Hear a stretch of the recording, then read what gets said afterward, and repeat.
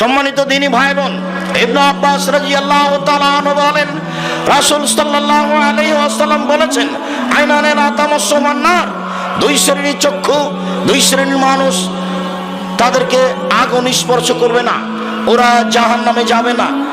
এক, আল্লাহর ভয়ে কাঁদে যে সে জাহান্নামে যাবে না। দুই, আল্লাহ রাস্তায় পাহারা দেয় যে সে জাহান্নামে যাবে না। আবু হুরায়রা রাদিয়াল্লাহু তাআলা আনহু বলেন, রাসূল সাল্লাল্লাহু আলাইহি সাল্লাম বলেছেন, লা ইয়ালাজার রাজুলুন নারা বাকা মিন খাশিয়াতিল্লাহ হাত্তা ইয়ালাজাল লাবানু ফি জারে। আল্লাহর ভয়ে কাঁদে যে তার জাহান্নামে যাওয়া ওইরকমই অসম্ভব। গাভীর বান থেকে চাপ দিয়ে দুধ বের করে ভিতরে ঢোকানো যেমন অসম্ভব, গাভীর বাঁট থেকে দুধ বের করে ভিতরে ঢোকানো যেমন অসম্ভব, আল্লাহর ভয়ে কাঁদে যে তার জাহান্নামে যাওয়া তেমনি অসম্ভব। এরকম কাজ একটা গ্রহণ করুন, আপনার জন্য ভালো হবে।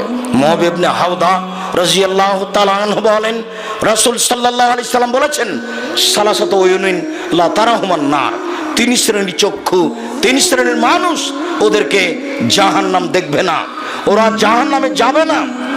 এক, বাকাত মিন খাশিয়াতিল্লাহ, ওই চক্ষু ওই মানুষ যে আল্লাহর ভয়ে কাঁদে। দুই, হারাসাত ফি সাবিলিল্লাহ, ওই চক্ষু ওই মানুষ যে আল্লাহর রাস্তায় পাহারা দেয়।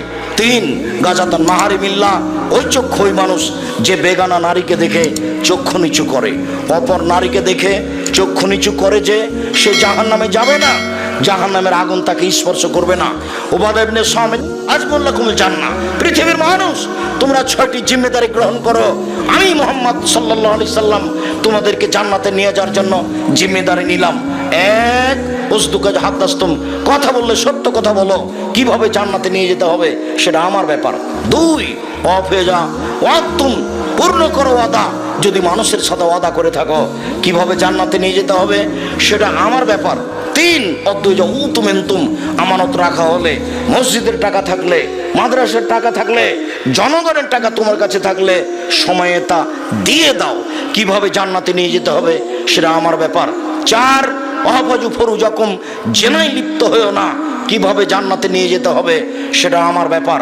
পাঁচ, কুফফু আইদিয়াকুম, হাত সংবরণ করে রাখো, নিচু হও, নত হও, দলীয় ক্ষমতা দেখায় না, দলীয় দাপট দেখায় না, অর্থ সম্পদের দাপট দেখায় না, ক্ষমতা দেখায় না, সব সময় নত হয়ে থাকিও, মানুষের কাছে নত হয়েও। কোন সময় বলো না, এই কি বলেছে রে, কি বলছে ও, ওকে শোনাই তো কি বলছে, দাঁত ফেলে দিতে হবে।